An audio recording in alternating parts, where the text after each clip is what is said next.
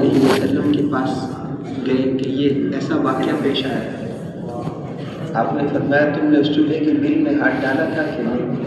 پھر آپ نے فرمایا یہ غیبی روز سے غیب سے اللہ نے تمہاری روزی کا بندوبست فرمایا. ان کی بیوی کہتی ہے، حیات الصحابہ میں ان کا قصہ لکھا ہے، وہ کہتی ہے کہ ان اشرفیوں میں برکت بہت تھی.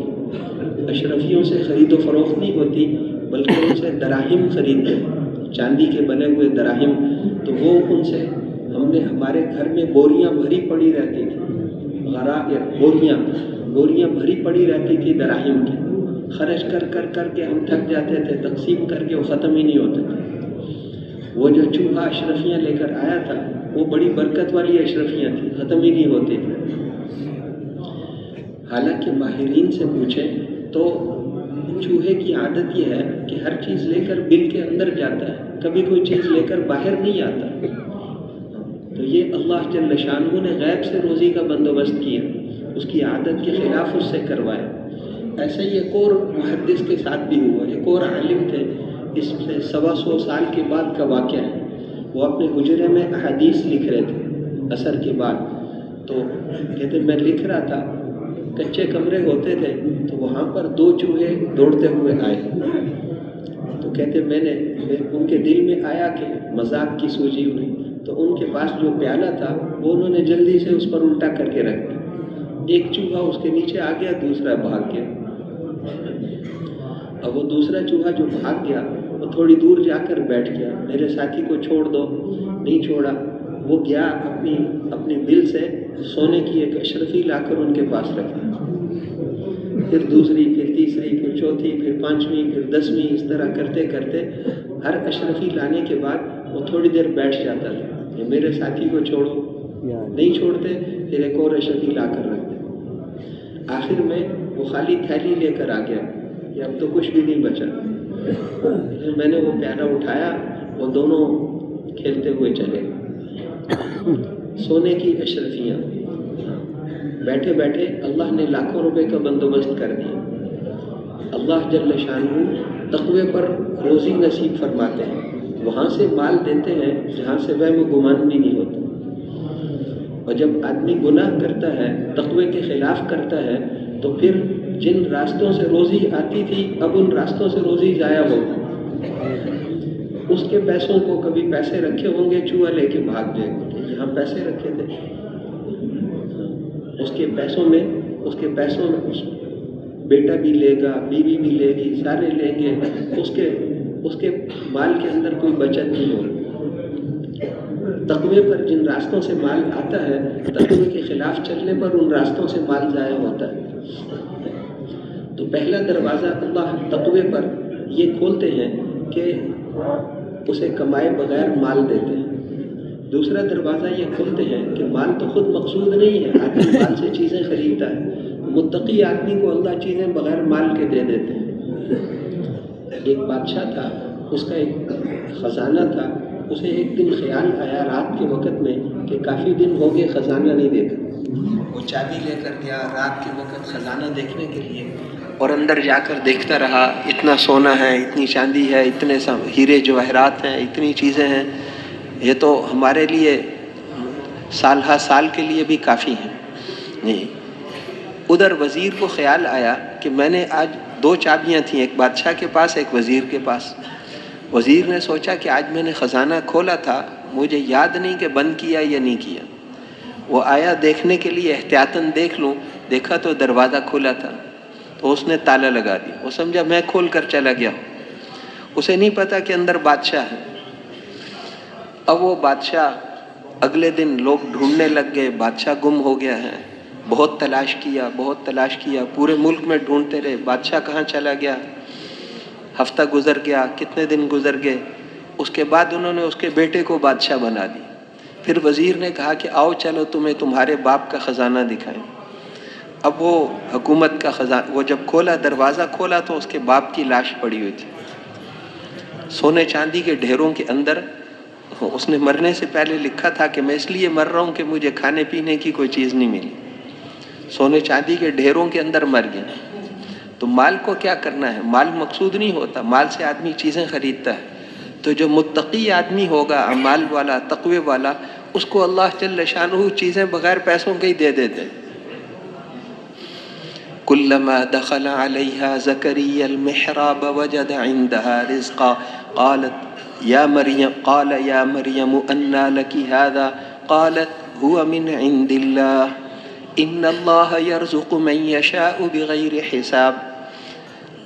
زکریا علیہ السلام وہ پرورش کرتے تھے حضرت مریم علیہ السلام کی، ان کو کمرے میں بند کر کے چلے جاتے تھے بیت المقدس کے ارد گرد، وہاں کے جو لکھنے والے تھے ان میں سے یہ تھے حضرت زکریا علیہ السلام، ان کے خالو بھی تھے مریم علیہ السلام کے، ان کی وہ پرورش میں تھیں، تو ان کو بند کر کے جاتے، وہ اندر اعمال کرتی رہتی، جب آ کر کھولتے تو جب بھی کھولتے تو ان کے پاس پھل ہوتے تھے، سردی کے موسم میں گرمیوں کے پھل اور گرمی کے موسم میں سردیوں کے پھل۔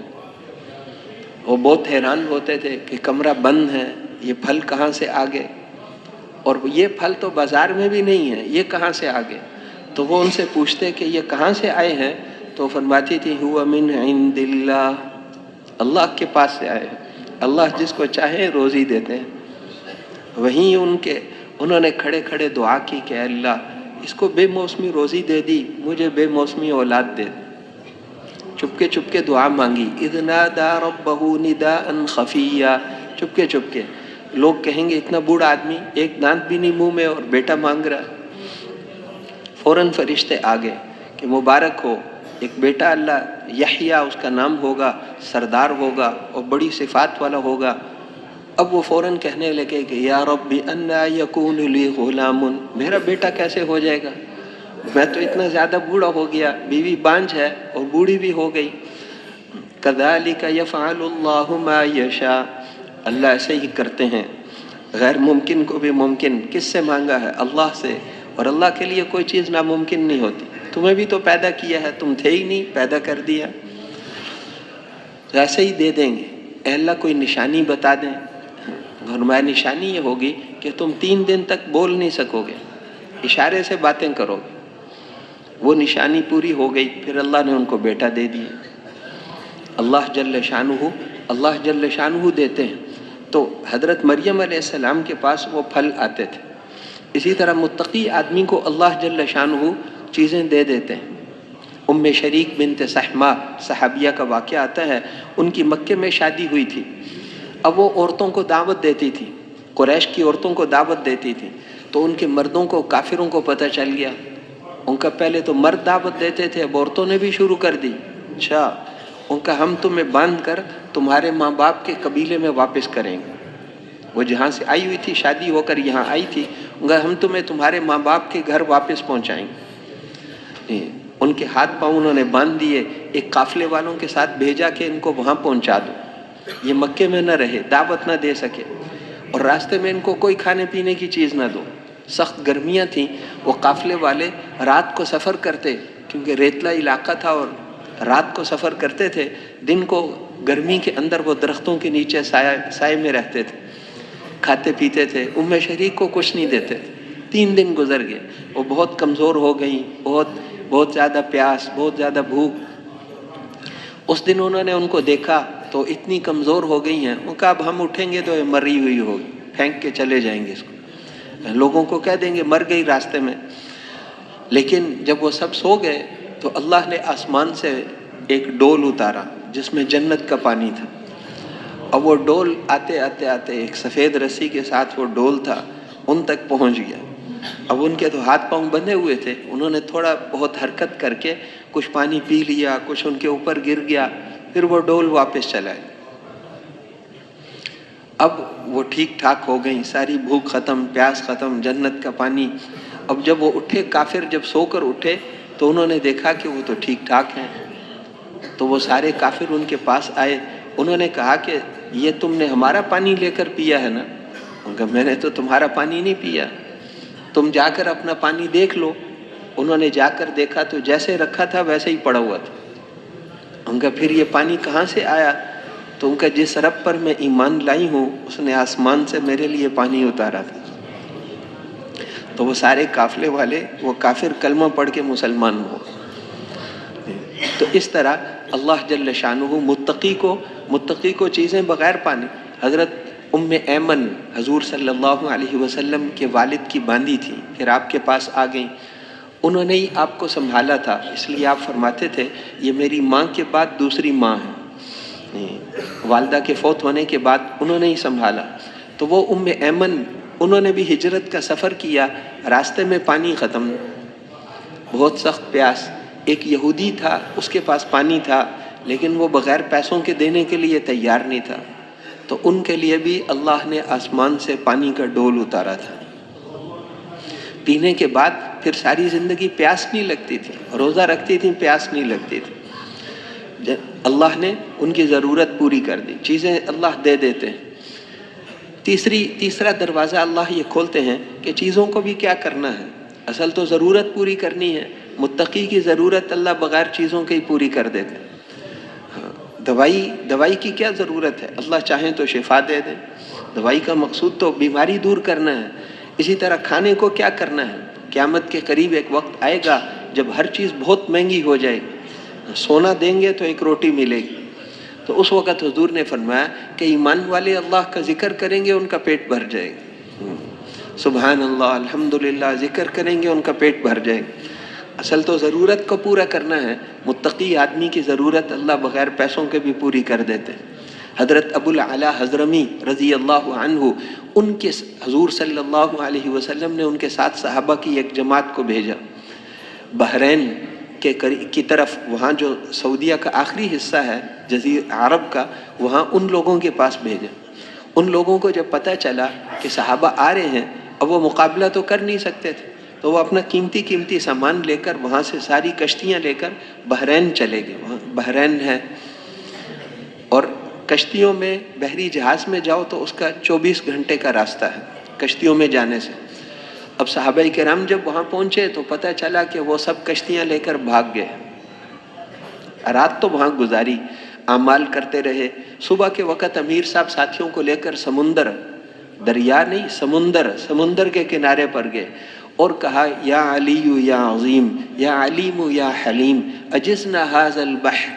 اللہ کے 4 نام لے کر دعا کی، اللہ یہ سمندر ہمیں پار کرا دے. حضرت ابو ہریرہ رضی اللہ عنہ فرماتے ہیں کہ میں نے اپنے امیر صاحب میں 3 باتیں بہت عجیب دیکھیں. مجھے نہیں پتا ان میں سے کون سی زیادہ عجیب تھی.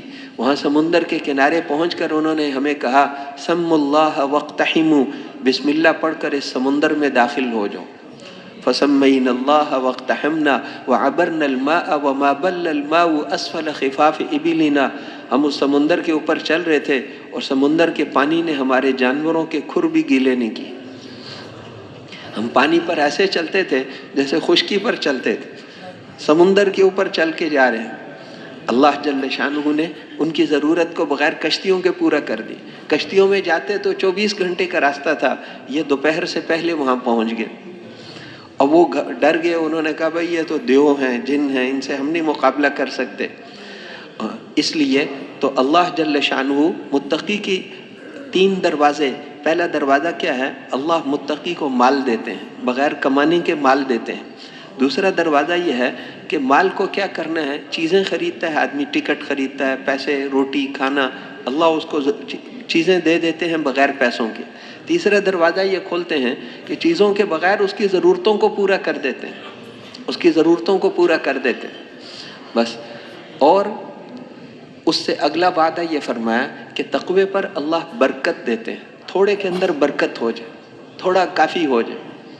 حضرت ابو ہریرہ رات کو، کل عشاء کے بعد جو حیات الصحابہ ہوئی اس میں واقعہ پڑا گیا کہ حضرت ابو ہریرہ رضی اللہ عنہ فرماتے ہیں کہ آپ نے حضور صلی اللہ علیہ وسلم کے ساتھ ہم سفر میں تھے.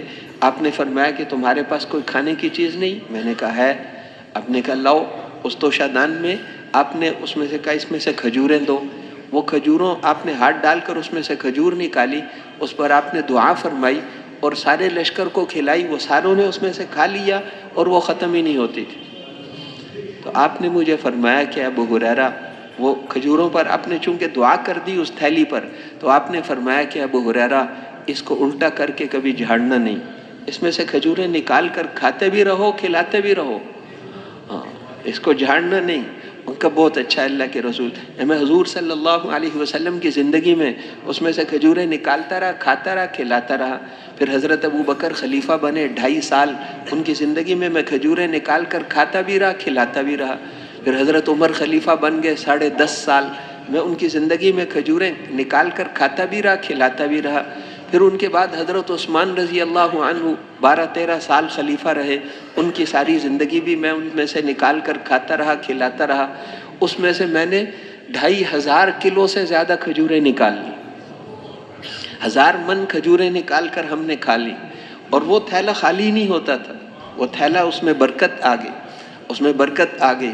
جس دن حضرت عثمان رضی اللہ عنہ شہید ہوئے اس دن وہ تھیلا گم ہو گیا. اس دن وہ یہ شعر پڑھ رہے تھے، للناس ہم ولی ہمان فقد الجراب وقتل عثمان. آج لوگوں کو ایک غم ہے، مجھے 2 غم ہیں، ایک حضرت عثمان شہید ہو گئے، ایک حضور والی تھیلی گم ہو گئی. وہ تھیلی بہت تلاش کی، وہ نہیں ملی. اور وہ اتنے سالوں تک اس میں سے، اس چھوٹی تھیلی میں سے 1000 من کھجوریں نکال کر کھا گئے. برکت ہوتی. بکری ام معبد رضی اللہ عنہا کے خیمے سے حضور گزرے تھے، ان کی ایک بکری کا دودھ نکالا تھا اور اس سے برتن دودھ سے بھر گیا. بعد میں جب قحط کا زمانہ آیا تو وہ بکری اس وقت بھی دودھ دیتی تھی جس کو آپ نے ہاتھ لگایا تھا. وہ برکت آ جاتی تھی. جس چیز میں، ہر چیز کے اندر اللہ برکت، تقوی پر اللہ برکتیں نصیب فرماتے ہیں. غزوہ خندق میں حضرت جابر رضی اللہ عنہ نے آپ کے پیٹ پہ پتھر بندھے ہوئے دیکھے تو وہ گھر گئے. گھر میں ایک بکری کا بچہ تھا، اس کو ذبح کر کے گوشت بنا کر گھر والوں کو دیا کہ یہ پکا لو. تھوڑے سے جو تھے وہ پیس کر دیے کہ اس کی روٹی بنا لو. گھر والوں نے کہا کہ جا کر چپکے سے کہنا کہ آ جائے. تھوڑا سا 4-5 2-3 ساتھی اور ساتھ لے آئیں، کھانا نوش فرما لیں. انہوں نے جا کر چپکے سے آپ کے کان میں کہا کہ آپ کے لیے گھر میں کھانا بنایا ہے. آپ نے کھڑے ہو کر اعلان کر دیا، اے خندق والو، تم ساروں کی جابر کے گھر میں دعوت ہے. وہ کہا میرے آنے تک ہانڈی نہ اتارنا، روٹی پکانے والیاں اور بھی بلا لو. وہ سارے خندق والوں نے کھانا کھا لیا.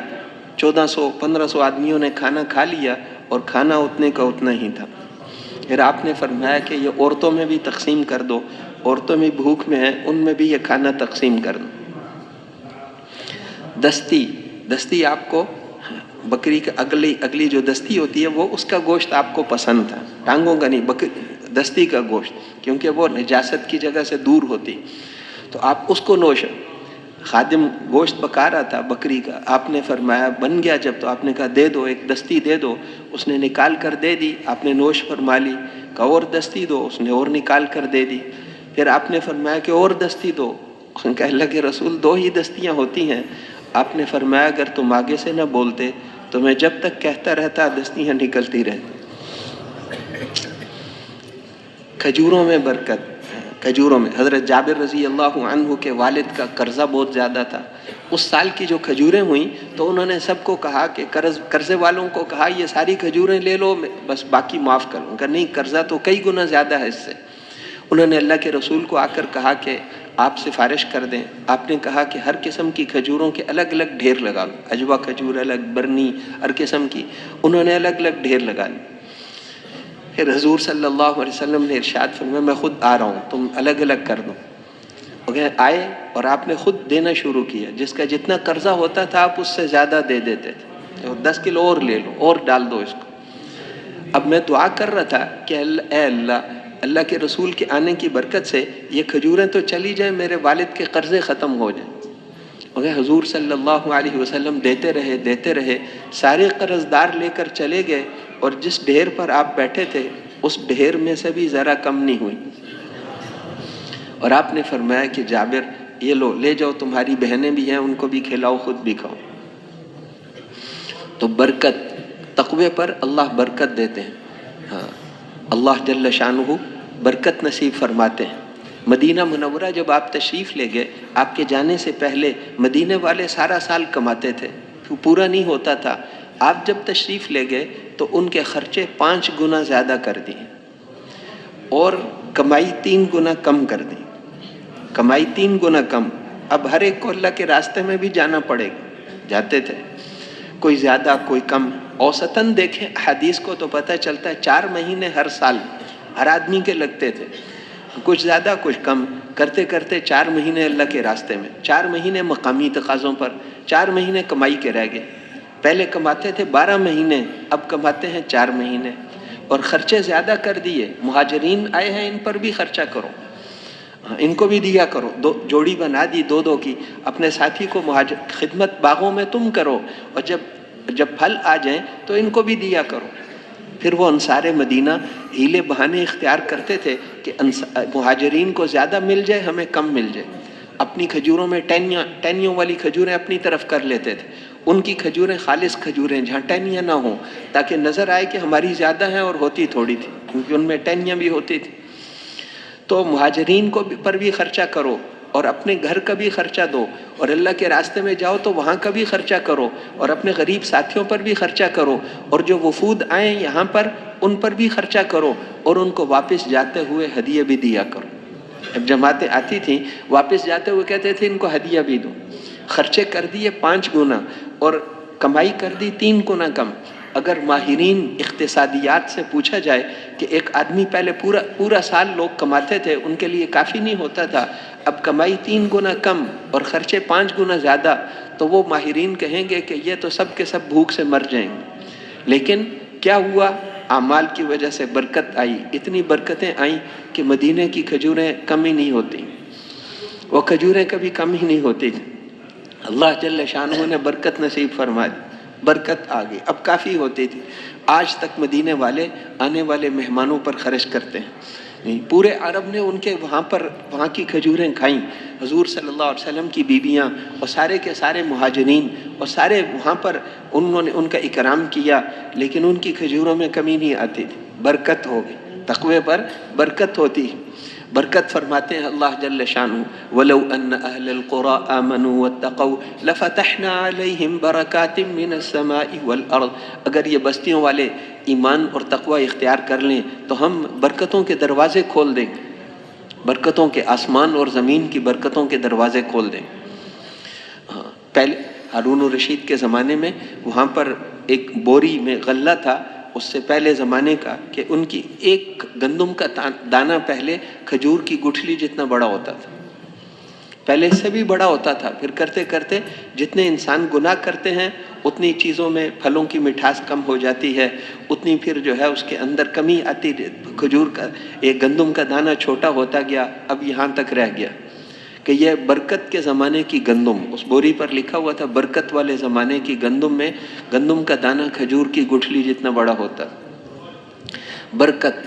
حضور صلی اللہ علیہ وسلم کے زمانے میں تر ہوتی ہے، یہ کھیرے کی طرح یہ تر جو ہوتی ہے، ایک تر کو اتنی بڑی تھی کہ اس کو کاٹ کر اونٹ پر رکھنا پڑا. ایک ناشپاتی کو 2 حصے کر کے اونٹ پر رکھنا پڑا، پوری نہیں آتی. برکت ہوتی. تو بستیوں والے ایمان اور تقوی اختیار کر لیں تو ہم ان پر آسمان اور زمین کی برکتوں کے دروازے کھول دیں گے. اوپر سے بھی کھاؤ گے، نیچے سے بھی کھاؤ. پھر اس کے بعد جو ہے تقوی پر اللہ جل شانہ دشمنوں سے بھی حفاظت کرتے ہیں، دشمنوں سے بھی حفاظت کرتے ہیں. ان تصبروا وتتقوا لا يضركم كيدهم شيئا. تم تو صبر کرو، تقوی اختیار کرو. ہم یہ جتنی بھی تدبیریں کر لیں، یہودی اور یا کافر جتنی بھی تدبیریں کر لیں، ان کی تدبیریں تمہیں کوئی نقصان نہیں پہنچا سکتی. تمہاری حفاظت اللہ کریں گے. تم تقوی اختیار کرو. خیر الزاد التقوی، بہترین توشہ تو تقوی ہے. تم تقوی اختیار کر لو، باقی کمی تو ہم پوری کر دیں گے. انما یتقبل اللہ من المتقین. متقی کا عمل اللہ قبول کرتے ہیں. متقی قربانی کرے، غیر متقی کرے، اللہ متقی کی قبول کرتے ہیں. متقی نماز پڑھے، غیر متقی پڑھے، متقی کی قبول کر، متقی کا عمل قبول ہوتا ہے. ان اکرمکم عند اللہ اتقاکم. تم میں سب سے زیادہ عزت والا وہ ہے جو تقوی والا ہو. ان اول الناس بی یوم القیامت المتقون. حضور نے بھی فرمایا میرے سب سے زیادہ قریب متقی لوگ ہوں گے، رشتہ دار نہیں. دنیا میں بھی فرمایا صحابہ کو کہ یہ نہ سمجھنا کہ میرے قریب کوئی میرے رشتہ دار ہیں، میرے قریبی لوگ متقی ہیں، متقی ہیں. دنیا میں حضرت عمرو بن عاص نے آپ سے پوچھا ایک دفعہ، حضرت عمرو بن عاص مصر کے جو فاتح تھے، صحابی ہیں بڑے، انہوں نے پوچھا اللہ کے رسول آپ کو دنیا میں سب سے زیادہ محبت کس سے ہے؟ اور میں عائشہ سے. ان کا تقوی، ان کا علم، ان کا اللہ کے دین کی خدمت. اس لیے جو زیادہ دین کی خدمت میں ان سے آپ کا زیادہ تعلق ہوتا تھا. لوگ باری کا انتظار کرتے تھے، ہر بیوی کے گھر ایک دن ٹھہریں گے. جس دن حضرت عائشہ کی باری ہوتی تھی اس دن لوگ ہدیہ لے کر آتے تھے، سارا انتظار کریں گے. جس دن حضرت عائشہ رضی اللہ عنہا ام المومنین کی باری ہوگی اس دن ہدیہ لے کر آتے تھے. لوگ بھی انتظار کرتے تھے، اللہ بھی اس دن آیتیں بھی زیادہ نازل ہوتی تھی. آپ نے فرمایا کہ مجھے جب انہوں نے بات کرنے والوں نے بات کی کہ آپ کی گھر والیاں کہتی ہیں کہ سارا کچھ تو حضرت عائشہ کو ہمیں بھی، آپ نے فرمایا کہ مجھے عائشہ کے بارے میں تکلیف نہ دیا کرو، کسی اور کے ساتھ لحاف میں آیتیں نہیں اترتی سوائے ان کے. اس لیے اللہ جل شانہ بھی اس دن آیتیں بھی زیادہ اترتی تھی. اس دن ہدیہ بھی حضرت عمر باقیوں کو 10,000 وظیفہ دیتے تھے، اپنے زمانے میں حضرت عائشہ کو 12,000 دے. کوئی خفا ہو یا ناراض، میں تو ان کو زیادہ دوں گا، کیونکہ حضور کا تعلق تھا. اپنے بیٹے کو وظیفہ دیتے تھے 1,000. حضرت زید بن حارثہ حضور کے جنہوں نے بیٹا بنایا تھا جس کو آپ نے، ان کے بیٹے کو 5,000 دیتے تھے. لوگوں نے کہا وہ غلام کا بیٹا، یہ تو امیر المومنین کا بیٹا. کہ نہیں، حضور کو محبت اس سے زیادہ تھی، اس کو 5,000 ملے. اس کے باپ سے، تیرے باپ سے زیادہ محبت تھی، اس لیے اس کو زیادہ ملے، جس کا زیادہ تعلق ہوگا. تو اس لیے لوگوں نے، مشورہ والوں نے کہا کہ حضور کے رشتہ دار، مال جب آئے گا تقسیم کا یہ ترتیب ہے. پھر اس کے بعد حضرت ابو بکر کے رشتہ دار، پھر حضرت عمر کے رشتہ دار. حضرت عمر نے فرمایا یہ مشورہ صحیح نہیں، صرف حضور کو دیکھو، حضور کے جو جتنا قریب ہے اس کو اتنا زیادہ. اس طرح حضرت عمر 8ویں نمبر پہ چلے گئے، ان کا رشتہ جا کے 8ویں نمبر سے ملتا تھا. تو اس لیے تقوی پر اللہ جل شانہ دیتے ہیں. حضرت ابو بکر، حضرت عمر رضی اللہ عنہ جو قریب آئے وہ ایمان اور اعمال پر، تقوی پر آئے. حضرت حضور صلی اللہ علیہ وسلم کے دنیا سے رخصت ہونے کے بعد ابو سفیان نے کہا حضرت علی کو، حضرت عباس کو کہ تم بیعت کر لو، تم بنو ہاشم. یہ ابو بکر کہاں سے نہیں، یہ نیچے والی قوم تھے، تو وہ بھی قریش، لیکن قریش کے نیچے کی قوم ہے. تو انہوں نے کہا دوبارہ یہ بات نہ کرنا، اللہ کے رسول اپنے گھر والوں کو دے کر نہیں گئے، انہیں کو دے کر گئے، وہی مستحق ہیں. یہ بنو عدی کا لونڈا، حضرت عمر کا، ابو سفیان نے کہا یہ بنو عدی کا لونڈا یہاں تک کیسے پہنچ گیا؟ تو حضرت عباس نے فرمایا کہ اے ابو سفیان، اس کو اس کے ایمان نے یہاں پہنچا دیا ہے. تو اس لیے سب کو پیچھے چھوڑ کے دوسرے نمبر پر آ گئے. تو ایمان اور اعمال کی وجہ سے تقوی پر اللہ جل شانہ فراست ایمانی بھی دیتے ہیں. ان تتقوا اللہ یجعل لکم فرقانا، شرط اور جزا بنا کر فرمایا. اللہ جل شانہ مفت میں نہیں دیتے.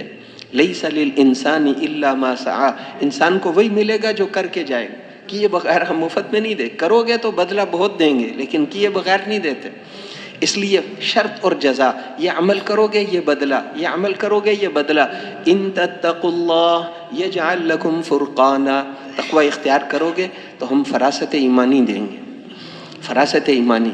حضرت عمر رضی اللہ عنہ، ان کی ان کے بیٹے عبداللہ ابن عمر بڑے صحابی ہیں، وہ فرماتے تھے کہ ہم نے ساری زندگی نہیں دیکھا کہ ہمارے والد صاحب کسی بھی مسئلے میں کہیں کہ میرا خیال ہے یہ یوں ہے، مگر ویسے ہی ہوتا تھا جیسے ان کا خیال ہوتا تھا. فراست ایمانی. آدمی کو کہتے ہیں ٹھیک ہے، وہ ٹھیک ہی نکلتا تھا، جتنا بھی چیک کر لو. فراست ایمانی. ایک دفعہ ہم بیٹھے ہوئے تھے، ایک آدمی گزرا سامنے سے، اس کو جانتے نہیں تھے. حضرت عمر نے فرمایا میرا خیال ہے یہ زمانے جاہلیت میں کاہن تھا، اب تو مسلمان ہو گیا ہے، پہلے کاہن تھا. پھر اس کو بلایا کہ بلاؤ اس کو. بلایا اور اس کو کہا کہ میں نے یہ بات کہی ہے لوگوں سے، اب تم بتاؤ. اس نے کہا امیر المومنین، میں نے تو آج کے دن جیسا کوئی دن عجیب نہیں دیکھا، میں تو واقعی کاہن تھا، میں تو کاہن ہی تھا اسلام سے پہلے، آپ کو کیسے؟ تو وہ زندگی میں جب بھی کہتے تھے کہ میرا خیال ہے یہ یوں ہوگا تو وہ ویسے ہی ہوتا تھا. تو اس لیے یہ تقوی پر یہ فراست ملتی. تقوی، اتقوا فراست المؤمن فإنه ينظر بنور اللہ. تو اس لیے مومن اللہ کے نور سے دیکھتا ہے. تو میرے محترم بھائیوں اور دوستوں، تقوی پر روزی کے دروازے کھلتے ہیں، تقوی پر برکت ہوتی ہے، تقوی پر دشمنوں سے حفاظت ہوتی ہے، تقوی پر اللہ جل شانہ فراست نصیب فرماتے ہیں، تقوی پر بے شمار وعدے، اللہ کی معیت ملتی ہے۔ ان اللہ مع الذین اتقوا، اللہ متقیوں کے ساتھ ہیں، ان اللہ مع المتقین۔ تو اب تقوی کہتے کسے ہیں، آدمی کیسے تقوی اختیار کرے، تو وہ بھی قرآن پاک میں فرمایا، شروع قرآن پاک میں الف لام میم، اس کا مطلب تو اللہ اور اس کے رسول ہی جانتے ہیں۔ ذالک الکتاب لا ریب فیہ، یہ عظیم الشان کتاب ہے جس میں کوئی کسی قسم کا شک نہیں، اس کی کسی بات میں کوئی شک نہیں، جو کچھ اس میں فرمایا وہ حق ہے۔ ہاں، ساری کتابوں میں شک ہے لیکن قرآن میں کوئی شک نہیں، قرآن پاک میں کوئی شک نہیں ہے۔ ہاں، قرآن پاک میں جیسے فرمایا نا کہ تقوی پر ہم روزی دیں گے، اب ساری دنیا کہے کہ کمائی کے بغیر انسان نہیں چل سکتا، ہم کہیں گے ساری دنیا جھوٹی ہے، اللہ کا قرآن سچا ہے، جو تقوی اختیار کرے گا گناہوں سے بچے گا، ہم وہاں سے روزی دیں گے کہ وہ سوچ بھی نہیں سکتے، روزی ہم دیں گے۔ تقوی پر روزی کا وعدہ قرآن پاک میں 6 اعمال پر روزی کا وعدہ کیا ہے، تقوی پر روزی کا وعدہ ہے، نماز پر روزی کا وعدہ ہے، استغفار پر روزی کا وعدہ ہے، توکل پر روزی کا وعدہ ہے، خرچ کرو اس پر روزی کا وعدہ ہے، اور ہجرت اور نصرت کی محنت پر عزت والی روزی کا واسطہ ہے، وعدہ ہے، عزت والی روزی دیں گے، ہجرت اور نصرت پر عزت والی روزی دیں گے، تو یہ اللہ کے وعدے ہیں۔ تو تقوی، اب تقوی کیا ہے؟ ھدی للمتقین، یہ متقیوں کے لیے راستہ بتانے والی کتاب ہے۔ متقی کسے کہتے ہیں؟ آگے 3 صفات بتائیں، 3 صفات پیدا کر لو متقی ہو جاؤ گے۔ ان الذین یؤمنون بالغیب، پہلی صفت کیا ہے؟ ان کا ایمان غیب پر ایمان پکا ہوتا ہے۔ غیب کی جتنی چیزیں ہیں، اللہ، رسول، آخرت، جنت، دوزخ، غیب کی چیزیں، فرشتے جن کو ہم نہیں دیکھ ان پر ایمان لانا۔ آمنت باللہ وملائکتہ وکتبہ ورسلہ والیوم الآخر والقدر خیرہ وشرہ من اللہ تعالی والبعث بعد الموت۔ اللہ پر ایمان کیا مطلب؟ اللہ جل شانہ خالق ہیں، مالک ہیں، اس کائنات کو اسی نے بنایا ہے، کچھ نہیں تھا اللہ تھے، اور کچھ نہیں رہے گا اللہ پھر بھی ہوں گے، کچھ نہیں تھا لم یزل ولا یزال حیا قیوما، سب کچھ اس نے اپنی قدرت سے بنایا ہے، اپنی قدرت سے آسمان بنائے، اپنی قدرت سے زمین بنائی، اپنی قدرت سے پہاڑ اور دریا بنائے، سمندر بنائے، اپنی قدرت سے اللہ نے سب کچھ بنایا۔ پانی پہلے بنایا، پانی کے اوپر ایک بلبلہ، خانہ کعبہ کی جگہ ایک بلبلہ اٹھایا، اس بلبلے کو فرمایا کہ زمین بن جاؤ، تو وہ 6.5 کروڑ مربع میل کی زمین خشکی، پانی کو ملا کر 19 کروڑ مربع میل کی زمین بنا دی۔ اللہ نے اپنے ہاتھ سے صرف ایک چیز اس کائنات میں بنائی، باقی سب کچھ ہو جاتا۔ اللہ کے ارادے کا نام وجود ہے، وہ جو چاہتے ہیں وہ ہوتا ہے۔ صرف انسان کو، پہلے انسان کو اپنے ہاتھوں سے بنایا، تو وہ انسان کتنے کمال والا ہوگا جس کو اللہ نے اپنے ہاتھوں سے بنایا۔ وہ جنت کتنے کمال والی ہوگی جو بڑی جنت اللہ نے اپنے ہاتھوں سے بنائی۔ تو اس لیے اللہ جل شانہ نے سب کچھ بنایا، اور اللہ جل شانہ نے انسان کو آخر میں بنایا، یہ ساری چیزیں ہمارے لیے بنائیں۔ یہ غلے تم نہیں اگاتے، افرأیتم ما تحرثون، قرآن میں جھنجھوڑتے ہیں، یہ غلے جو تم اگاتے ہو، اانتم تزرعونہ ام نحن الزارعون، یہ تم اگاتے ہو یا ہم اگاتے ہیں؟ لو نشاء لجعلناہ حطاما فظلتم تفکہون انا لمغرمون بل نحن محرومون، اس کو اگر ہم چاہیں تو پکی پکائی کھیتی کو ریزہ ریزہ کر دیں، کیوں نہیں تم شکر ادا کر، پھر تم ہاتھ ملتے رہ جاؤ کہ اس سال تو ہم محروم ہو گئے۔ افرأیتم الماء الذی تشربون، یہ پانی جو تم پیتے ہو، اانتم انزلتموہ من المزن ام نحن المنزلون، یہ پانی بادلوں سے تم نے اتارا ہے یا ہم نے اتارا ہے؟ اگر ہم چاہیں تو اس پانی کو کڑوا اور کھارا بنا دیں، کیوں نہیں شکر ادا کرتے؟ یہ آگ جو تم جلاتے ہو، انتم انشأتم شجرتہا ام نحن المنشئون، یہ درخت تم نے اگائے ہیں یا ہم نے اگائے ہیں؟ یہ گیس، یہ ساری چیزیں، یہ پیٹرول، یہ زمین کے اندر جو کچھ ہے یہ اللہ نے بنایا، اللہ جل شانہ نے بنایا ہے۔ پھر فرمایا کہ ہم نے رات اور دن بنائے، وَمِن رَحْمَتِهِ جَعَلَ لَكُمُ اللَّيْلَ وَالنَّهَارَ، یہ رات اور دن اپنے فضل و کرم سے بنائے۔ اگر ہم ہمیشہ کے لیے دن ہی دن بنا دیتے تو اللہ کے علاوہ کون تھا جو تمہیں ایسی سکون والی رات بنا کر دے؟ اور اگر ہم ہمیشہ کے لیے رات ہی رات بنا دیتے، من الہ غیر اللہ یأتیکم بضیاء، اللہ کے علاوہ کون تھا جو تمہیں ایسی روشنی بنا کر دے؟ یہ سورج دنیا سے کہتے ہیں 13 لاکھ گنا بڑا ہے، اتنا بڑا سورج، اور 6 لاکھ میل فی گھنٹہ کی رفتار سے قطب شمالی سے قطب جنوبی کی طرف چلتا ہے۔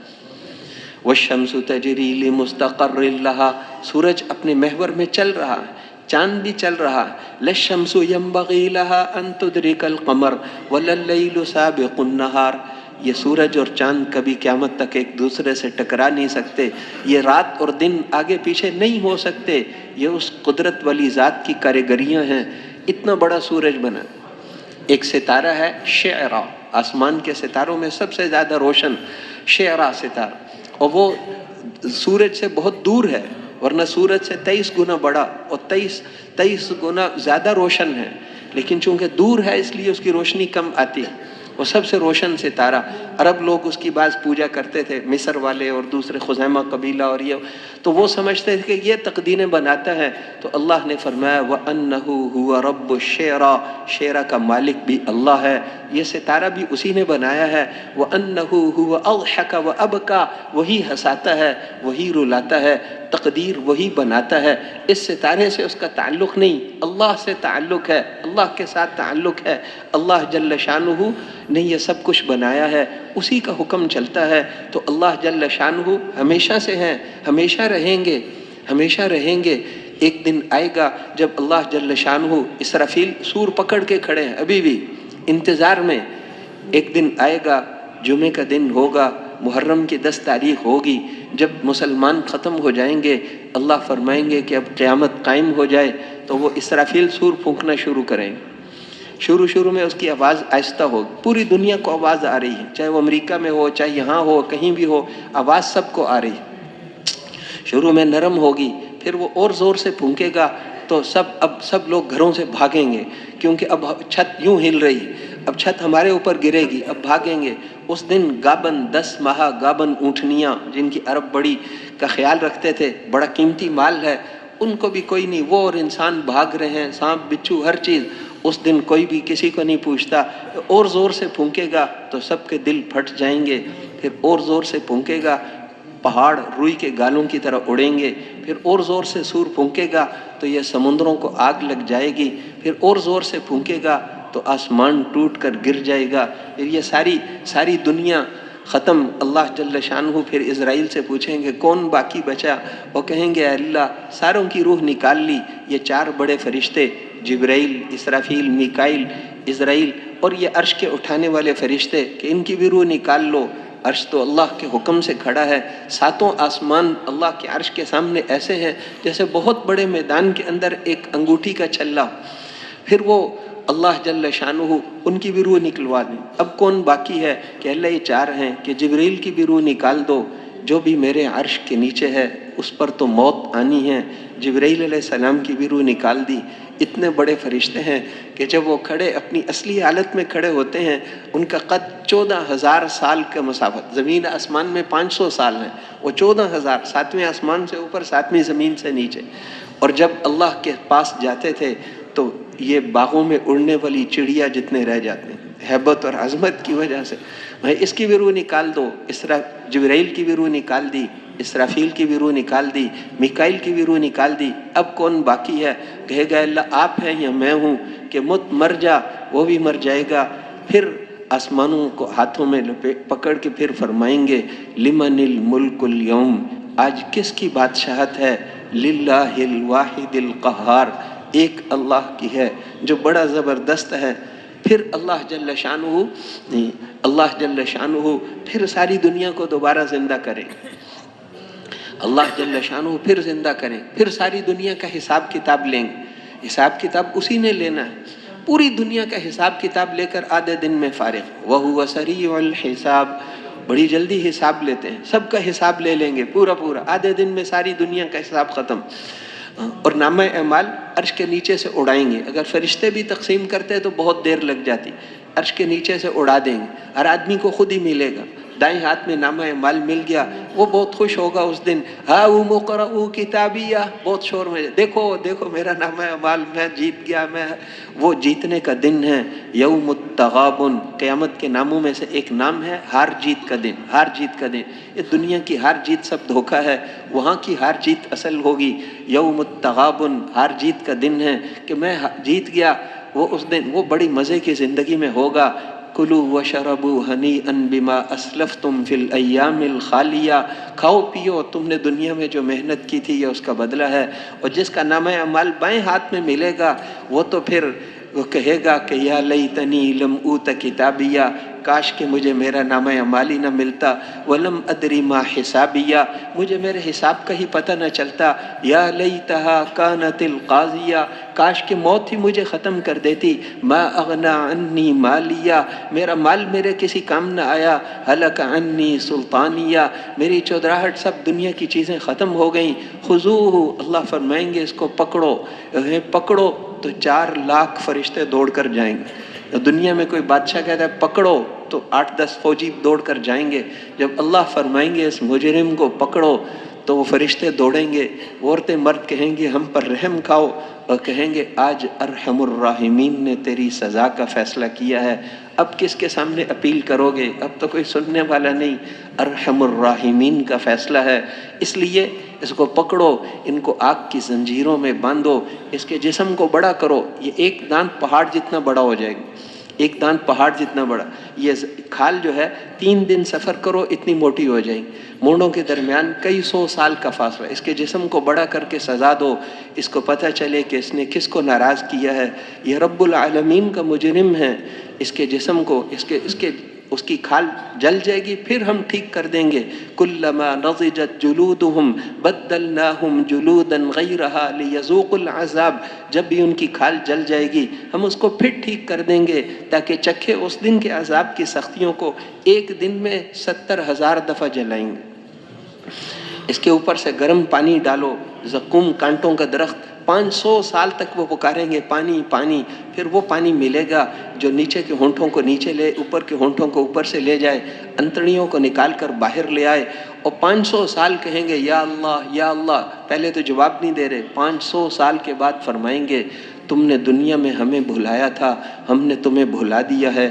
یہ سارا حق ہے. آخرت میں اللہ جنت اور دوزخ دونوں کو بتاتے ہیں. ایک طرف یہ مہمانی ہے، ایک طرف یہ مہمانی ہے جس میں ہر ایک دوسرے پر، وہ فرشتے بھی ان کو لعنت ملامت کریں گے، شیطان بھی ان کو برا بھلا کہے گا، وہ خود بھی آپس میں بھی جھگڑے کریں گے. اور ان کا کھانا اور پانی کیا، اور ان کی تکلیفیں. اور اس دن مجرم کہے گا یود المجرم لو یفتدی من عذاب یومئذ ببنی. وہ کہے گا اللہ میرے 10 بیٹے تھے، ان سب کو میرے بدلے میں ان کو دوزخ میں ڈال دے، میری جان چھڑا دے. کہ یہ نہیں ہو سکتا. اللہ وہ خود ہی کہے گا اللہ میری بیوی کو بھی ساتھ ہی دوزخ میں پھینک، میرے فدیے میں اس کو پھینک دے. کہ یہ تو نہیں ہو سکتا. میرے بھائیوں کو بھی کہے میرے بھائیوں کو بھی دوزخ میں ڈال دو، میرے پورے خاندان کو ڈال دو، مجھے بچا لو. ساری دنیا ومن فی الارض جمیعا ثم ینجیہ، ساری دنیا کو دوزخ میں ڈال دو، مجھے ایک کو تو بچا دو. کلا انہا لظا، ہرگز نہیں، اب تو تمہیں اس آگ میں جانا ہی پڑے گا جو سیدھی دل پر اثر کرتی ہے. وہ کہیں گے، وہاں پر اقرار کریں گے ربنا امتنا اثنتین واحییتنا اثنتین فاعترفنا بذنوبنا فهل الی خروج من سبیل. اے اللہ 2 موتیں تھیں، 2 زندگیاں تھیں. دنیا میں تو مانتے ہی نہیں کہ مرنے کے بعد کچھ نہیں ہے، بس یہی ایک زندگی ہے. لیکن وہاں پر خوب کہیں گے اے اللہ مانتے ہیں 2 زندگیاں تھیں، ہم مان گئے، سب کچھ اپنی آنکھوں سے دیکھ لیا. اب کوئی یہاں سے نکلنے کا راستہ ہے کہ نہیں؟ جب اس بڑے اللہ کی طرف تمہیں بلایا جاتا تھا تو تم منکر ہوتے تھے، آج تمہیں پتہ چلے گا. اس لیے کہ فرشتے بھی انہیں کہیں گے کہ نبی آئے تھے کہ پھر کیا ہوا تھا کہ ہم نے جھٹلایا تھا، کہ سنو بھونکتے رہو پھر تمہاری آواز نہیں سنی جائے گی. وما دعاء الکافرین الا فی ضلال. تو اس لیے ایک طرف وہ مہمانی ہے اور ایک طرف اللہ کی فرمانبرداری والی زندگی گزارو تو پھر وہ جنت ہے جس کے اندر ایسی بیویاں ہوں گی کہ تھوک دے سمندر میں تو وہ شہد جیسا میٹھا ہو جائے، اس کا ایک دوپٹہ دنیا میں آ جائے تو یہ پوری دنیا خوشبو سے بھر جائے، صرف رائیونڈ نہیں، پوری دنیا خوشبو سے بھر جائے، اور اس کا ایک موتی جو زیور اس کو دیں گے، ان ادنی لؤلؤۃ منھا لیضیء ما بین المشرق والمغرب، مشرق سے مغرب تک ساری دنیا کو روشن کر دے، اور وہاں پر ایک ایک کمرہ 60 میل لمبا، اور سونے کی اینٹیں اور سونے کے شیشے کے برتن اور سونے، اور وہاں کی سواریاں اور وہاں کی نعمتیں، اور وہاں اللہ قرآن پڑھ کے سنائیں گے، اور ایک طرف یہ نعمتیں ہیں، قل اذالک خیر نزلا ام جنت الخلد التی وعد المتقون، یہ مہمانی لینی ہے دوزخ والی، یہ جس کا ہم نے متقیوں سے وعدہ کیا ہے، جس کا متقیوں سے وعدہ کیا ہے، یہ والی مہمانی اچھی ہے یا یہ؟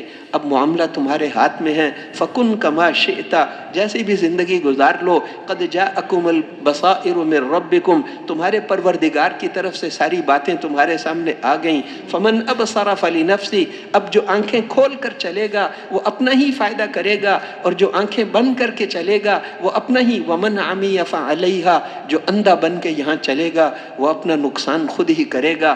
وہاں پر پھر نہ کہنا سب کچھ ہم نے یہاں بتا دیا ہے، یہ حق باتیں ہیں، انہ لقول فصل وما هو بالہزل، یہ پکی ٹھکی باتیں ہیں، یہ مذاق کی باتیں نہیں، ہم تمہارے ساتھ مذاق نہیں کر رہے، جیسے بتایا ویسے ہی ہونے والا ہے، اور بہت قریب ہے، ازیفت الآزفہ، بالکل قریب آ گیا، فیصلے کا وقت بہت قریب آ گیا، انذرہم یوم الآزفۃ اذ القلوب لدی الحناجر کاظمین، ان کو ڈراؤ اس قریب آئے ہوئے دن سے جس دن میں دل کلیجے کو آئے ہوئے ہوں گے، اس دن خوف کے مارے ان کے دل اڑے ہوئے ہوں گے، اس دن سے ان کو ڈرائیے، کل کے دن کے لیے انہوں نے کیا تیاری کی ہے، تمہارے پاس فارغ وقت نہیں ہے، بہت قریب ہے، معاملہ بہت قریب ہے، آخرت کا مسئلہ ہے، جلدی فیصلہ کرو۔ اس لیے اللہ پر ایمان، آخرت پر ایمان، آخرت حق ہے، وَأَنَّ السَّاعَةَ آتِيَةٌ لَا رَيْبَ فِيهَا، اور جنت اور دوزخ اور انبیاء علیہم السلام حق ہیں۔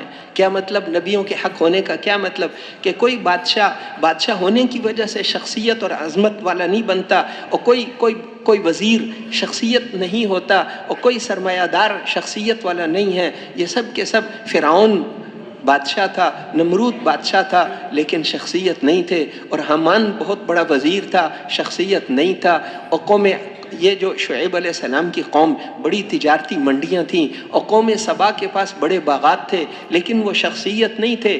شخصیت تو انبیاء علیہم السلام ہیں، شخصیت تو حضرت موسیٰ علیہ السلام ہیں، چاہے ان کے گھر کا سارا سامان 100 روپے کا بھی نہ ہو، شخصیت تو حضرت محمد الرسول اللہ صلی اللہ علیہ وسلم ہے، چاہے ان کے جسم پر بوریا کے نشان پڑے ہوں، چاہے ان کے گھر میں 2 مہینے آگ بھی نہ جلے، لیکن وہ شخصیت ہیں، جو ان کے رنگ میں رنگا ہوا ہوگا وہ شخصیت ہو۔ انبیاء علیہم السلام اللہ کے ہاں قیمتی ہیں۔ یہ زمین مٹی بے قیمت ہے، کوئی 1000 صندوق مٹی کے بھر کر اپنے گھر میں رکھ لے تو وہ مالدار نہیں ہوتا، جیسے مٹی بے قیمت ہے، مٹی سے نکلنے والی ساری چیزیں، سونا، پیٹرول، چاندی، اللہ کے نزدیک مٹی کی طرح بے قیمت ہیں، ان پر محنت کرنے والا بھی مٹی کی طرح ذلیل اور بے قیمت ہو جاتا ہے، اور حضرت محمد صلی اللہ علیہ وسلم قیمتی ہیں، ان کے جسم سے نکلنے والا ہر عمل قیمتی ہے، ان پر محنت کرنے والا بھی قیمتی بن جاتا ہے۔ قیامت کے دن 1.25 لاکھ امتیں جمع ہوں گی، ان ساری امتوں میں سب سے افضل حضرت ابو بکر صدیق رضی اللہ عنہ ہیں، اس لیے کہ حضور کے رنگ میں رنگے ہوئے تھے، صرف اس امت میں سے نہیں، صرف اس امت، پوری امت کا ایمان ایک طرف اور ابو بکر کا ایمان ایک طرف، کہ ساری امت صرف اس امت میں سے وہ افضل نہیں تھے۔ 1.25 لاکھ امتیں جمع ہوں گی، نبیوں کے بعد سب سے بڑا درجہ حضرت ابو بکر صدیق رضی اللہ عنہ کا، اس لیے کہ حضور کے رنگ میں رنگے ہوئے، اپنے آپ کو قربان کر دیا، جان لگائی، مال لگایا، سب کچھ لگا دیا۔ حضرت عمر نے بہت کوشش کی کہ آگے بڑھوں، لیکن ان کو ہمیشہ کہنا پڑتا تھا، اے ابو بکر، عمر آپ تک تو کبھی نہیں پہنچ سکتا، عمر آپ تک نہیں پہنچ سکتا۔ پھر ان کو کہتے تھے، اے ابو بکر، اپنی ایک رات مجھے دے دو، میری ساری زندگی کی نیکیاں لے لو، اپنا ایک دن وہ حضور کے جانے کے بعد جو تم نے امت کو سنبھالا تھا وہ دن مجھے دے دو، اور میری ساری زندگی کی نیکیاں تم لے لو۔ حضور کے جانے کے بعد سارے کہتے تھے کہ اب لشکر، حضرت اسامہ کا لشکر آپ تیار کر کے گئے تھے، اس کو نہیں بھیجنا چاہیے۔ ہرقل کیسر روم نے فوجیں، انہوں نے آ کر مدینے کو گھیر لیا، اور مسلمہ کی فوجیں اور ارتداد مدینے کے قریب تک پہنچ گیا، اور مرتد اتنے ہو گئے، اور زکوٰۃ کا انکار کرنے والے اتنے ہو گئے، اور منافقین، اور یہ سارے فتنے، اور یہ لشکر آپ بھیج رہے ہو۔ تو حضرت ابوبکر نے ان کو فرمایا کہ یہ تو حضور کا حکم تھا، اسامہ کے لشکر کو روانہ کرو، اس کے بارے میں ہم تم سے کوئی مشورہ نہیں کریں گے، اگر جانور آ کر ہماری بوٹیاں بھی کھا جائیں میں اس لشکر کو بھیج کر چھوڑوں گا۔ جس جھنڈے کو باندھ کر حضور نے اسامہ کو دیا تھا، اس جھنڈے کو ابوبکر کبھی نہیں کھولے گا، اس جھنڈے کو تو ہم روانہ ہی کریں گے، اس وقت اس کے روانہ کرنے ہی میں کامیابی ہے۔ انہوں نے کہا اچھا چلو، حضور دنیا سے چلے گئے، ہمارے دل زخمی ہیں، آپ ہمیں تشکیل میں بھیج رہے ہو، تیار ہیں، کوئی امیر صاحب ہی بدل دو، امیر ہی کوئی اس میں لشکر میں پرانے ابو عبیدہ بن جراح ہیں، عمر ابن خطاب ہیں، تو حضرت بات کون کرے؟ حضرت ابوبکر، ایمان کا روب تھا، صرف حضرت عمر بات کر سکتے تھے۔ وہ گئے، انہوں نے بات کی، تو حضرت ابوبکر نے ان کی داڑھی کو پکڑ لیا کہ تیری ماں تجھے روئے، جس آدمی کو حضور نے امیر بنایا تھا ابوبکر اس کو نہیں بدل سکتا، وہی امیر ہے، اسی کے ساتھ جانا پڑے گا، ان کو روانہ کر دی۔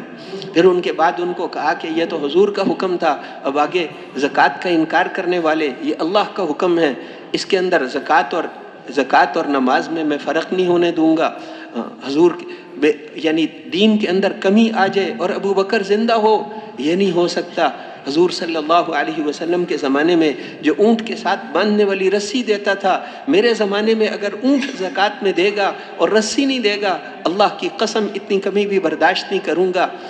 دین کے اندر کی کمی برداشت، اس وقت ان کو وہ سب کہہ رہے تھے کہ اب تو پیچھے کچھ نہیں رہا، حضرت عمر نے کہا ایک ہی طاقت تھی وہ آپ نے بھیج دی، اب صبر کرو۔ تو حضرت ابوبکر نے فرمایا اگر تم میرا ساتھ نہیں دیتے میں اکیلا جاؤں گا، اللہ کی قسم اگر ساری دنیا کے انسان اور ساری دنیا کے جن اور ساری دنیا کے درخت اور پتھر بھی دین کے خلاف اکٹھے ہو کر لڑنے آ جائیں اور کوئی میری مدد نہ کرے، میں اکیلا ان کا مقابلہ کروں گا۔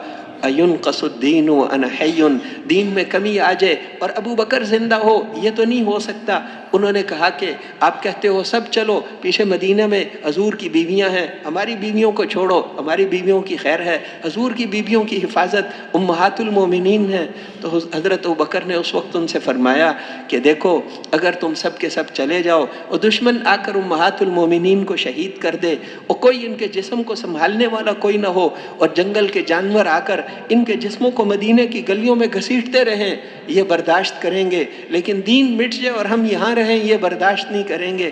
دین کے اندر مرنا تو امہات المومنین نے بھی ہے، ہم نے بھی ہے، موت کی کوئی بات ہی نہیں، موت کا کوئی مسئلہ نہیں ہے، دین کے اندر کمی آ جائے یہ برداشت نہیں کریں۔ حضرت عمر نے کہا اللہ اکبر، اللہ نے آپ کی زبان پر حق جاری کیا ہے، ہم سب آپ کے ساتھ ہیں۔ چنانچہ سب نکلے، 3 دن تک پیچھے کوئی بھی نہیں تھا۔ 3 دن میں ہر نماز میں اگلے علاقے میں، ہر نماز کے بعد اگلے علاقے میں پورا دین زندہ کرتے تھے، پھر آگے جاتے۔ انہوں نے پھر 3 دن کے بعد حضرت ابوبکر سے کہا کہ آپ واپس چلے جائیں، آگے ہم لے کر چلتے ہیں۔ پورا عرب ہل گیا، ان کے ایک سروزے کا اتنا اثر تھا کہ پورے عرب میں آواز لگی۔ انہوں نے کہا کہ حضرت ابوبکر رضی اللہ عنہ وہ جماعتوں کو لے کر نکلے ہیں اور اب جو پورے دین پر نہیں چلے گا وہ یہاں نہیں رہ سکتا۔ ان سے سارے حالات کے ٹھیک ہونے کے 1 مہینے کے بعد جس سطح پر حضور امت کو چھوڑ کر گئے تھے وہیں پر پہنچا دی۔ اور ہرقل کیسر روم پر نظام تو اوپر سے چلتا ہے، یہ جب نقل و حرکت میں آئے تو اس کے جاسوسوں نے بتایا کہ مسلمانوں کے 5 لشکر، ایک ہی لشکر کو 5 جگہ دیکھ کر جاسوسوں نے کہا اتنے لشکر باہر جا رہے ہیں، اس نے کہا جتنے لشکر باہر حملہ کرتے ہیں مقام پر مرکز میں تو اس سے زیادہ فوج ہوتی ہے، وہ اپنی فوج لے کے بھاگ گیا۔ ہرقل بھاگ گیا ڈر کے، کیونکہ امر تو اوپر سے چلتا، نظام اوپر سے چلتا ہے، اور وہ پھر سارے کا سارا جس سطح پر حضور چھوڑ کر گئے تھے وہیں پہنچا دیا۔ اور مصر اور شام کی فتوحات کی بنیادیں حضرت ابوبکر ڈال کر گئے۔ ان سے فرمایا کہ چلو اب شروع کریں، آگے شام، ملک شام اور یہ مصر، یہ سارے ان سے شروع کرو، دعوت دیں گے، قبول کرتے ہیں تو ٹھیک ہے، نہیں تو اللہ کی مدد ہمارے ساتھ ہے۔ تو میرے محترم بھائیوں اور دوستو، یہ ہماری ذمہ داری ہے، ہمارا کام ہے۔ تقوی پر اللہ جل شانہ کے یہ سارے وعدے ہیں۔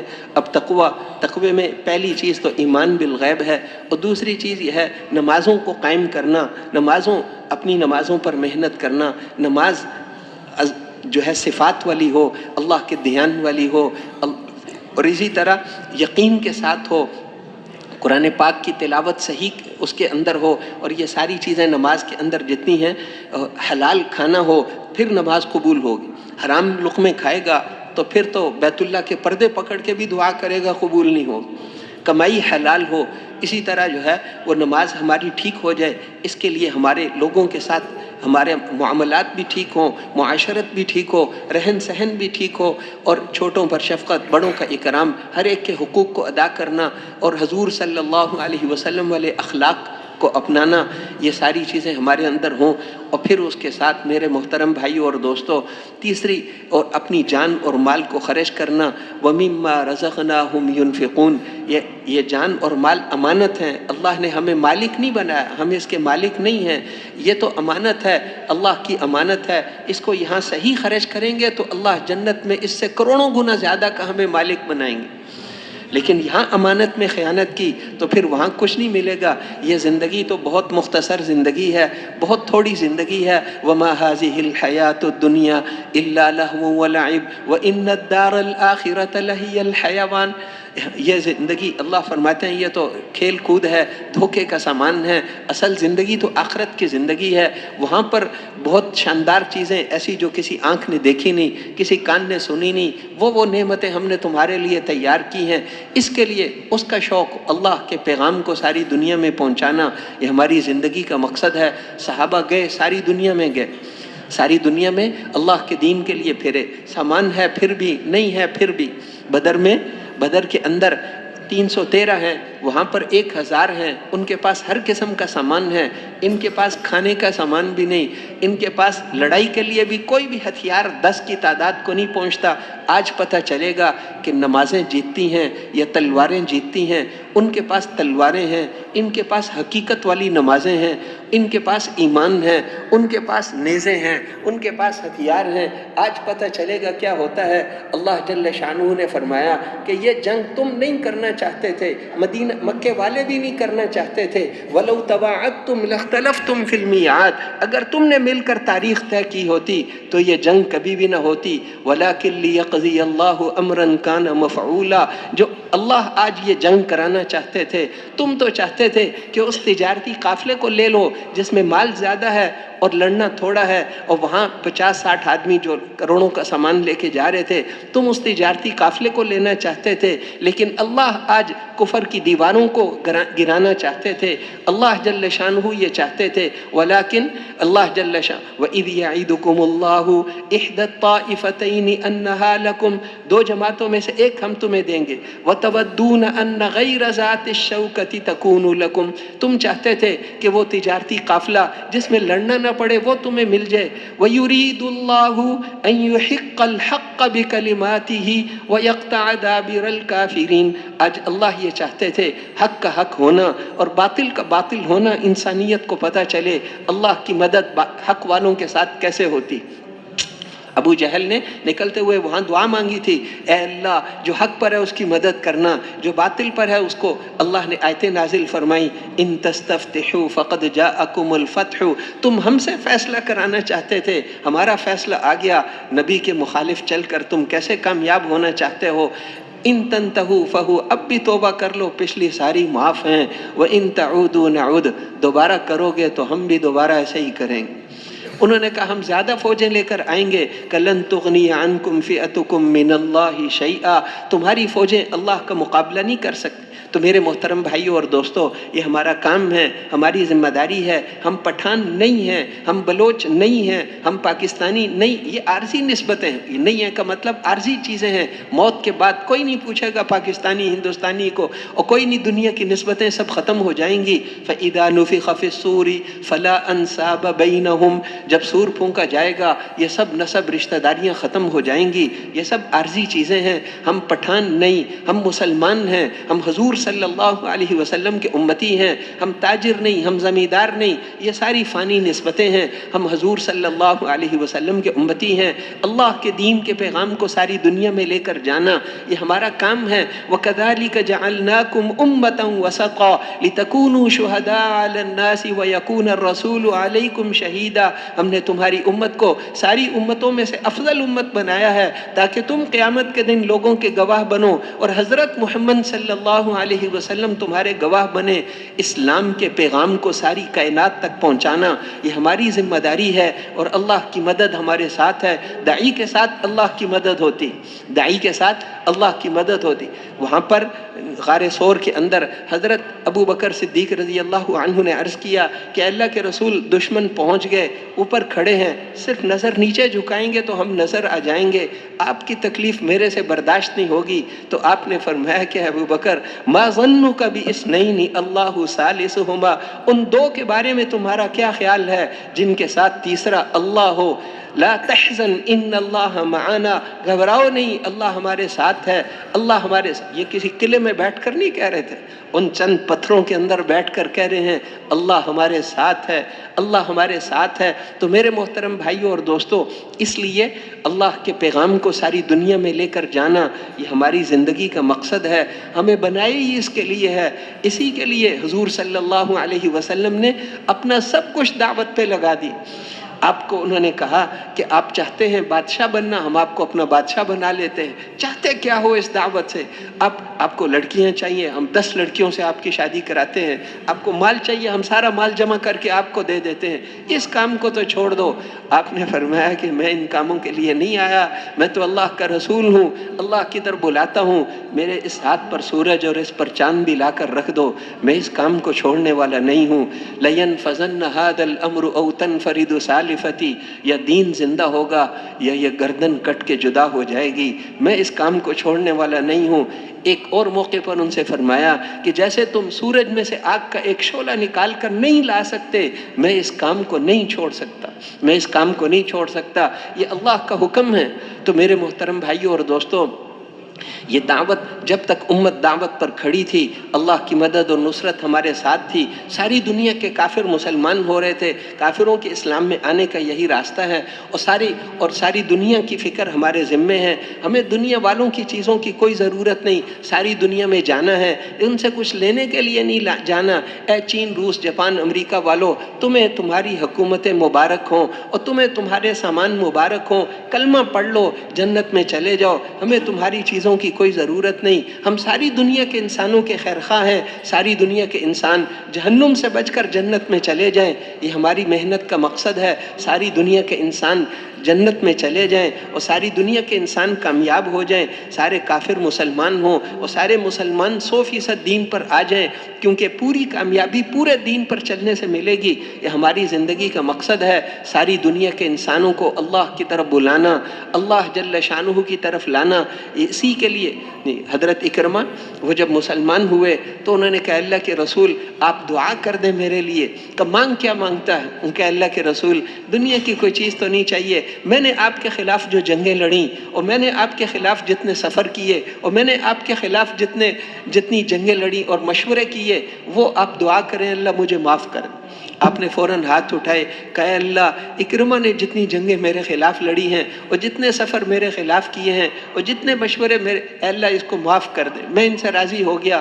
ان کا بس اب تو اے اللہ کی قسم جتنی کوشش، جتنی جان اور مال دین کے مٹانے پر لگائی تھی، اب اس سے دگنی دین کے پھیلانے پر لگاؤں۔ اپنے 80 گھرانوں کو ساتھ لے کر نکلے ہیں، ان میں سے صرف ایک عورت اور ایک مرد واپس ہے۔ تو اس لیے وہ ساری جان بھی لگائی، مال بھی لگایا اللہ کے راستے میں۔ تو میرے محترم بھائیوں اور دوستوں، یہ ہمارا کام ہے، دین قربانیوں سے پھیلتا ہے، اللہ کے لیے، اللہ کے دین کو لے کر پھرنا، دنیا کے اندر جانا، اور اللہ کی مدد ہمارے ساتھ۔ آسان اس لیے ہے کہ اللہ کی مدد ہمارے ساتھ، اللہ کی مدد ہمارے ساتھ۔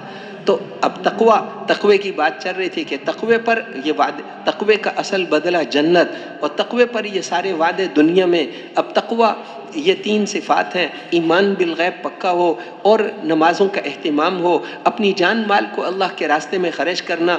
ایک ہے کہ آدمی اپنے متقی بننے کی فکر کرے، ایک ہے پورے اپنے علاقے کی فکر کرے، اور ایک ہے پورے عالم کی فکر کرنا۔ ختم نبوت کی وجہ سے یہ پورے عالم کی ذمہ داری اللہ نے ہمارے اوپر ڈالی ہے، تو ساری دنیا میں جانا ہے، اس کے لیے تیار ہیں انشاءاللہ؟ کون کون جائیں گے انشاءاللہ؟ ساری دنیا میں جائیں گے نا انشاءاللہ؟ جیب کو نہیں دیکھنا۔ حضرت علی رضی اللہ عنہ فرماتے تھے کہ اللہ کی قسم، آدمی مومن ہی نہیں ہو سکتا جب تک اس کو اللہ کے خزانوں میں جو کچھ ہے اس پر اس سے زیادہ یقین نہ ہو جتنا اپنے جیب کے پیسوں پر۔ اپنی جیب کے پیسوں سے زیادہ اللہ کے خزانے، اللہ نے خزانے ہمارے لیے بنائے ہیں، اپنے لیے نہیں بنائے۔ اللہ کے خزانوں سے لیں گے اور ساری دنیا کے اندر جائیں گے، ساری دنیا میں جائیں گے انشاءاللہ۔ ہر سال 4 مہینے کون کون لگائے گے انشاءاللہ؟ ہر سال 4 مہینے، ہر سال 4 مہینے، ہر سال 4 مہینے، ماشاءاللہ، اللہ قبول فرمائے۔ اب جو ساتھی، جن ساتھیوں کے ابھی تک 4 مہینے نہیں لگے، تھوڑے وقت کے لیے آئے ہیں، وہ کون کون 4 مہینے کے لیے تیار ہیں؟ وقت بڑھائے، اپنے وقت کو بڑھا کر ہم 4 مہینے پورے کر کے جائیں گے انشاءاللہ۔ اس کے بھی ارادے فرمائیں، 4 مہینے پورے کر کے جائیں گے انشاءاللہ، 4 مہینے پورے کر کے جائیں۔ آئے تھے تھوڑے وقت کے لیے، 4 میں شب جمعہ کے لیے آئے تھے، یا آئے تھے تھوڑے وقت کے لیے، 4 مہینے پورے کر کے جائیں گے جی۔ یہ ہماری زندگی کا مقصد ہے۔ ہاں، اس سے اللہ جل شانہ تک پہنچنے کا راستہ، اللہ تک ہم پہنچیں گے، اللہ تک سب سے پہنچانے کا بڑا راستہ ہے، وہ کریں گے نا انشاءاللہ۔ تو اس کے لیے میرے محترم بھائیوں اور دوستوں، آج جمعے کی رات ہے، جمعے کی رات علماء کا اس میں اختلاف ہوا ہے کہ شب قدر افضل ہے یا یہ رات افضل ہے۔ بعضوں نے اس رات کو بھی اس سے بھی افضل بتایا ہے۔ اتنی فضیلت والی رات ہے تو جمعے کی رات ہے، اس کے لیے اس کے اندر ہم وقت اپنا ضائع نہ کریں۔ آنے والے نئے ساتھی شب جمعہ میں آتے ہیں یا ادھر ادھر سے، یہاں پر ان کو دعوت دینا، ان کو تیار، ہر آنے والے کو اس کی سطح سے اگلی کے لیے تیار کرنا۔ اور رات کو دن کی 5 نمازوں کی اذانیں تو انسان دیتے ہیں، رات کے وقت کی آواز اللہ خود لگاتے ہیں۔ حل من مستغفر، ہے کوئی بخشش چاہنے والا، ہے کوئی روزی چاہنے والا، ہے کوئی شفا چاہنے والا، تو راتوں کو اٹھ کر تہجد دعا کا بھی اہتمام کریں گے، پوری امت کے لیے بھی اور اپنے لیے بھی اور پوری انسانیت کے لیے بھی کریں گے انشاءاللہ۔ اب نماز کی تیاری، سبحانک اللہم و بحمدک۔